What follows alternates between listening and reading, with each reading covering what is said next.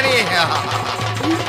ఊరువాడ చల్లంగా చూడు వానలు గురువాలి పరిచయలు పండాలి పిల్ల పాప కొట్టుకోదా చల్లగుండాలి దయసురమ్మ తల్లి శివుని బిడ్డ మా యౌవకు శివ సత్తుల సింధులో పోతలింగని గంతులో